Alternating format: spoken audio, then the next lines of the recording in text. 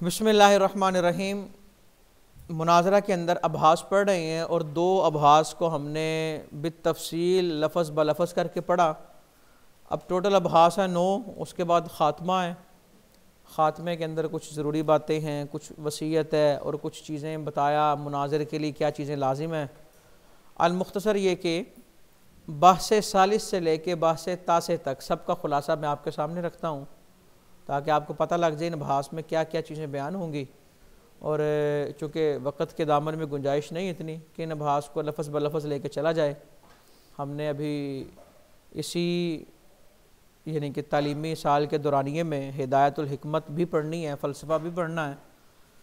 लें जी, जो तीसरी बहस है उसके अंदर एक चीज़ बयान होगी कि मसादिर जो हैं वो एतबारी होते हैं, यानी कि वो होते हैं जिनका एतबार किया जाता है। एक और चीज़ बयान है वो ये कि नकल और दावा पर जो मना वारिद होती है वो मजाजन वारिद होती है।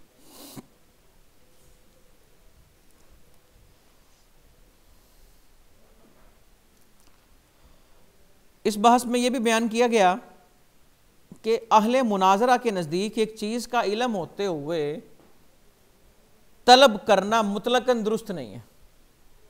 जब एक चीज़ का इल्म हासिल है तो फिर उसकी तलब करना मुतलकन दुरुस्त नहीं, लेकिन मातिन के नज़दीक किसी दूसरे मकसूद की खातिर उसकी तलब दुरुस्त है। यानी कि एक चीज़ से एक इल्म हमें हासिल हो गया और बंदा दोबारा सवाल करे, मकसद ये है कि ताकि मज़ीद इल्म की जो गिरे हैं वो खुले, इस नीयत से तलब दुरुस्त है। यानी कि दीगर जो मुस्तलिहीन है उनके नज़दीक जब इल्म है तो तलब मुतलकन दुरुस्त नहीं है और मातिन के नज़दीक इस कसद से दुरुस्त है। अच्छा, एक चीज़ और बयान की जाएगी कि दलील अगर बातिल हो जाए तो इसका मतलब ये नहीं होता कि मदलूल भी बातिल हो गया है। ये ज़हन में रखना। अक्सर जो मुनाजरा करते हैं ना वो डंडी मार जाते हैं, कहते हैं दलील बातिल हुई तो मदलूल भी बातिल हो गया। नहीं, दलील के बातिल होने से मदलूल बातिल नहीं होता। अच्छा, अब अगर मदलूल बातिल नहीं होता तो फिर अब क्या किया जाए? अगर दलील बातिल हो गई है तो मुअल्लिल दलील को बदले। वो क्या करे? दलील बातिल हो गई है तो वो दूसरी दलील लेके आए, वो हिम्मत ना हारे। अच्छा, ये तीसरी बहस है। ये चौथी बहस के अंदर पहली चीज ये बयान है कि जिस चीज पर आप जो मुकदमा है ना, और मुकदमा वो जिस पर कलाम की बुनियाद है, उस पर एक से जायद मनाएं वारिद हो सकती हैं, 2, 3, 4 जितनी मर्जी मनु उस पर वारिद करना चाहें वारिद की जा सकती हैं। अच्छा, और एक चीज़ बयान होगी कि अगर आपको एक चीज़ मालूम है, मालूम होने के बाद आप मना वारिद करेंगे तो ये मुकाबरा है और काबिल समात नहीं है। बदीही गैर अव्वली पर मना वारिद हो सकती है। और मुअल्लिल जो है वो हसर कायम कर सकता है, यानी कि वो यूं कह सकता है यूं होगा तो ये और वो होगा तो ये।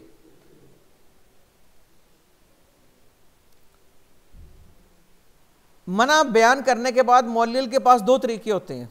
नंबर 1, वो मुकदमा को साबित करे, या नंबर 2 दलील को बदल दे। मना वारिद करने के लिए दलील मुकम्मल होने का इंतजार करना मुस्तहसन है और नक्ज़ और मुआरजा वारिद करने के लिए तवक्कुफ वाजिब है। 5वीं बहस के अंदर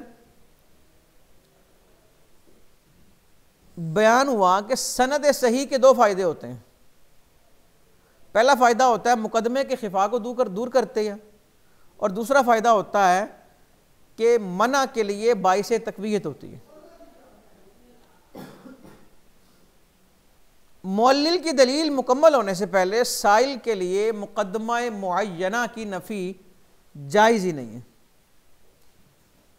और बग़ैर ज़रूरत किसी गैर का मनसब गसब करना जायज़ नहीं है। छठी बहस, नक़स पे गुफ्तगू की गई है इस बहस में कि शाहिद के बग़ैर नक़स काबिल मस्मू नहीं है। जब तक शाहिद नहीं होगा नक़्स पे समात नहीं की जा सकती। और इसमें बताया नक़्स और मना में फ़र्क क्या है। ये वैसे जब हमने पढ़ा था ना वहाँ पर भी मैंने बताया था।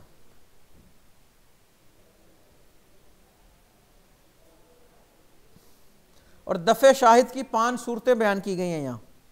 जरियानुद्दलील, नंबर 2 तखल्लुफ़, नंबर 3 इजहार, नंबर 4 इस्तिल्ज़ाम मुहाल और नंबर 5 इस्तिहाला।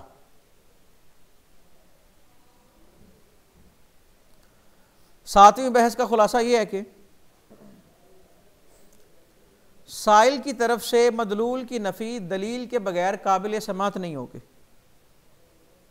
अगर वो बगैर दलील के करेगा तो उसे मुनाजरा नहीं, उसे मुकाबरा कहेंगे।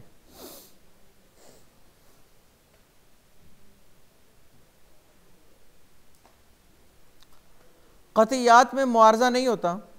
क़तियात के मुआरजा को मुआरजा फ़ीहन नक्स कहते हैं। ज़न्नियात में मुआरजा होता है और इसके मुआरजा को नक्स की तरफ फेरने की ज़रूरत नहीं होती। और सातवीं बहस के अंदर एक ततीमा बयान किया, उस ततीमा के अंदर मुआरजे की 5 किस्मों का जिक्र है। कितनी रही? 5 किस्मों का जिक्र है।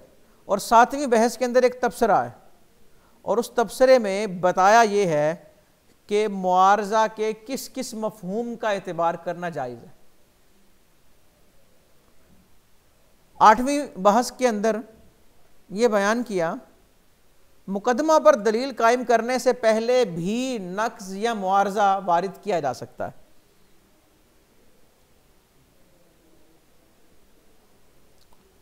मुकदमा मुअय्यना की दलील पर कभी नक्स वारिद करते हैं और इस नक्स को मुनाक़ज़ा अला सबील नक्स कहते हैं, और मुकदमा मुअय्यना की दलील पर कभी मुआरजा भी वारिद करते हैं और इसे मुनाक़ज़ा अला सबील मुआरजा कहते हैं। नौवीं बहस का खुलासा, मुस्तदिल अगर मुशक्किक है तो नक्स या मुआरजा वारिद करना कोई अच्छी बात नहीं है।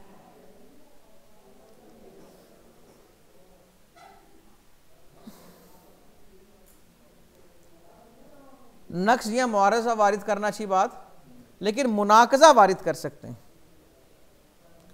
अगर 3 मनु जमा हो जाएं, मनु सलासा जमा हो जाएं, तो मना जो है वो तकदीम के ज़्यादा लायक है, तो सबसे पहले मना को आप मुक़द्दम करें और मुआरजा मौखर होने के लायक है। और नवीं बहस के अंदर एक तकमीला है और इस तकमीला के अंदर बहस की मज़ीद 5 सूरतें बयान की गई हैं और इन 5 सूरतों को मनुए सलासा में शामिल किया गया, उन कैफियत का बयान है। क्लियर होगी बात? अच्छा, ख़ात्मा वगैरह के अंदर आए तो मातिन ने एक चीज़ और बयान की, पॉइंट है बड़ा समझने वाला, वो ये है कि मुनाजरा जो मुनाजरीन है ना, वो कहते हैं कलाम इंशाई में मुनाजरा नहीं होता, कलाम इंशाई में मुनाजरा नहीं होता, लेकिन मातिन कहते हैं कलाम इंशाई में मुनाजरा हो जाता है। मिसाल सुनिएगा इसकी, कलाम इंशाई में मुनाजरा, जो कहते हैं मुनाजरा नहीं होता उनकी दलील ये है क्योंकि कलाम इंशाई में ख़बर नहीं पाई जाती, और जब तक ख़बर ही नहीं पाई गई, सिद्क़ व किज़्ब का एहतिमाल ही नहीं है, तो मुनाजरा कैसे?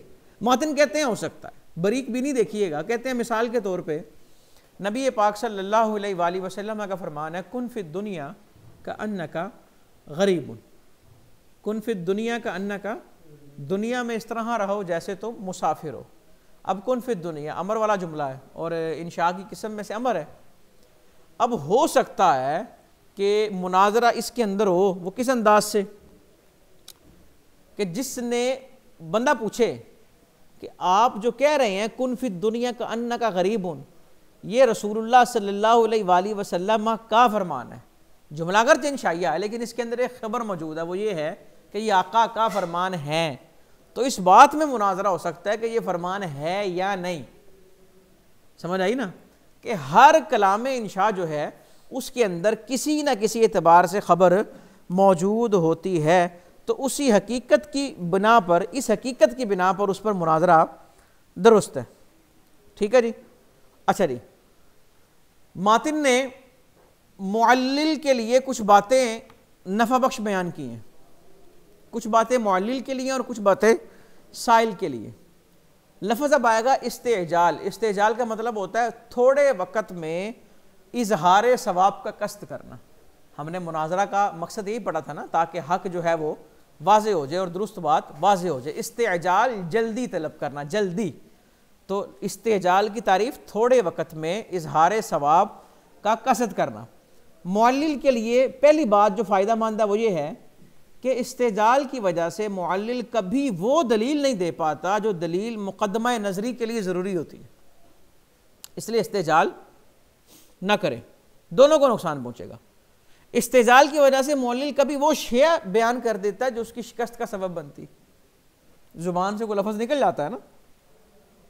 नंबर 3, इस्तेजाल की वजह से मुअल्लिल कभी मुक़द्दमा नज़री मजहूल पर ऐसी दलील और मुक़द्दमा बदीही गैर अव्वली पर ऐसी तंबीह ज़िक्र कर देता है जो साइल के लिए मुनाक़शे का सबब बनती है, यानी कि जहाँ से वो फंस जाता है और जहाँ से बात को साइल पकड़ लेता है। नंबर 4, मुअल्लिल दलील के उस पहलू को ज़ब्त कर देता है जो उसके लिए ज़रूरी होता है जल्दबाजी के चक्करों में। और नंबर 5, इस्तेजाल की वजह से मुनाजरा में वुसअत वक्त नहीं पाई जाती, वुसअत वक्त ना पाए जाने की वजह से बहुत सारे मसाइल पैदा हो जाते हैं, ठीक है।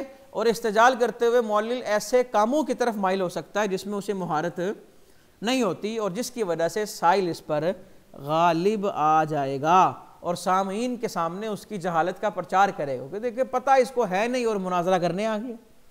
समझ आई? पता इसको है नहीं और मुनाजरा करने आ गया है। और साइल के लिए कुछ मुफीद बातें वो ये कि जिस तरह मुअल्लिल परेशान होता है ना, इसी तरह साइल भी परेशान हो जाता है कि साइल ऐसी ख़ता कर देता है जिसकी वजह से बहस में बदनज़मी पैदा हो जाती है। साइल ऐसी दलील जिक्र कर देता है जिसे मुअल्लिल अपनी दलील बना लेता है, उसको पता नहीं लगता कि ये दलील मेरी ही दलील से अपना मौक़िफ़ साबित कर देगा। और कभी कभी साइल ऐसी दलील बयान कर देता है कि जिससे मुअल्लिल को इशारा मिल जाता है कि अब मैंने कौन सी दलील कायम करनी है। अल-मुख्तसर ये कि इन सारी बातों का खुलासा ये है, अगर किसी ने वो गेम खेली हो ना, वो 12 टैनी, तो उसको पता होता है वो जो खिलाड़ी है ना वो चाल चलते हुए सोचता है कि मेरी चाल के बाद ये कौन कौन सी चालें चल सकता है। समझ आई ना? ये जितनी मुफीद बातें बयान हुई ना, अगर जिसने 12 टैनी खेली है वो ज़हन में रखे कि चाल चलते हुए ये कौन कौन सी चालें चल सकता है, फिर उन चालों का तोड़ क्या होगा, हाँ इसका तोड़ है, इसका नहीं, इसका है, इसका नहीं, फिर बंदा अपनी चाल चलता है। और इस गेम में बड़ा वक्त लगता है। तो मुनाजरा जो है इसके अंदर भी वक़्त लगेगा, वक़्त लगाएं, जल्दबाजी का मुजाहरा नहीं करना, ठीक है जी। कुछ चीज़ें जो मुनाजिर पर वाजिब हैं। मुनाजिर पर वाजिब है कि मुनाजरा के वक़्त कलाम में इख्तिसार से बचे ताकि फ़हम में खलल ना हो। मुनाजिर अल्फाज ऐसे इस्तेमाल ना करे जो गैर मानूस हों या अजनबी हों, और ऐसे जुमले इस्तेमाल ना करे जो कई मानी का इस्तेमाल रखते हों, क्योंकि माना मुरादी पर फिर दलालत मुश्किल हो जाएगी। हंसे ना, आवाज़ बुलंद ना करे। अब आप सोचेंगे ये क्या बात हुई, मुनाजरा तो होता ही वहाँ जहाँ चीखें हों। ये वाजिब है, अल्लामा फ़खरुद्दीन राज़ी कहते हैं चीज़ें वाजिब हैं। मुनाजिर हंसे ना, अपनी आवाज़ को बुलंद ना करे और मुनाजरा के वक़्त बेवकूफ़ों वाली बातें ना करें, क्योंकि ये सिफ़ात है जुहाल की, और जहालत जहाँ हो वहाँ मुनाजरा नहीं होगा। अच्छा, एक और बात, ख़सम को हकीर ना समझे। जब हकीर समझेगा ना तो हकीर समझने की वजह से वो ज़ईफ़ गुफ्तगू करेगा। समझ आई? और इसके ज़ईफ़ गुफ्तगू करने की वजह से ख़सम गालिब आ जाएगा। वो कहेगा इसे तो बात करने की तमीज़ नहीं। अल्लाह से मदद तलब करे, मदद हासिल करे वगैरह ज़ालिक।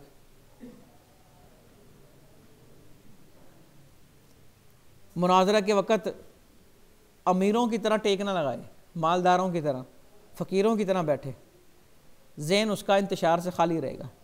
मुनाजरा करने वाला ना बहुत ज़्यादा भूखा हो ना बहुत ज़्यादा प्यासा, क्योंकि बहुत ज़्यादा भूखा और बहुत ज़्यादा प्यासे को गुस्सा जल्दी आ जाता है। यानी कि गुस्सा होगा तो मुनाजरा नहीं होगा। समझ आई ना? गुस्सा होगा तो मुनाजरा नहीं होगा। हमारे यहाँ हम तो कहते हैं गुस्से के बगैर भी कोई मुनाजरा होता है। गुस्सा होगा तो मुनाजरा नहीं होगा। और पेट बहुत ज़्यादा भरा हुआ ना हो, रज की रोटी खा के ना जाए बंदा, क्योंकि इससे तबीयत सुस्ती का शिकार होती है और ज़हन जो है वो कमज़ोर हो जाता है।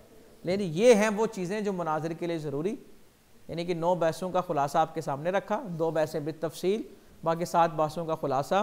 फिर उसके बाद ख़ात्मे के अंदर जो उन्होंने बयान किया, एक बात तो ये थी कि मुनाजरा कलाम इंशाई में हो जाता है, फिर कुछ चीज़ें ऐसी जो फ़ायदा कि मुअल्लिल के लिए कितनी, मुअल्लिल भी इस्तेजाल से बचे और साइल भी इस्तेजाल से बचे। नहीं बचेंगे तो नुकसान मुअल्लिल को क्या हो सकते हैं और साइल को क्या हो सकते हैं, आपके सामने रखें। ये वसीयत है मातिन की। और फिर आखिर में मुनाजिर के लिए जो जो चीज़ें वाजिब हैं वो सारी आपके सामने रखी खुलासतन। और बिहम्दिल्लाह ताला ये किताब अपने इख्तिताम को पहुँची। और आज वाला सबक और बिलखुसूस ख़ात्मा अगर ज़हन में रहेगा ना, ख़ात्मा ज़हन में रहे और मुकद्दमा के अंदर तारीफ़ात थी ना, तारीफ़ात ज़हन में रहेंगी और ख़ात्मा बस तो अंडरस्टूड है, आपको पता लग जाएगा कौन सी चीज़ कब और कैसे। यानी कि जो अबहास है ना, ये मुनाजरे का प्रैक्टिकल है। आपने तारीफ़ पढ़ी, दावा की, दलील की, मुनाक़ज़े की, मुआरज़े की वगैरह सालिक, और अबहास आपको बता रही हैं कि कब किसे इस्तेमाल करना है और कब किसे इस्तेमाल करना है, किस चीज़ को कहाँ यूटिलाइज़ करना है। तो ये चीज़ें इंशाअल्लाह ज़हन में रहेंगी तो मुनाज़रा पढ़ने का जो मकसद है हकीकी वो हासिल होगा। बिहम्दिल्लाह ताला ये ख़त्म हुए।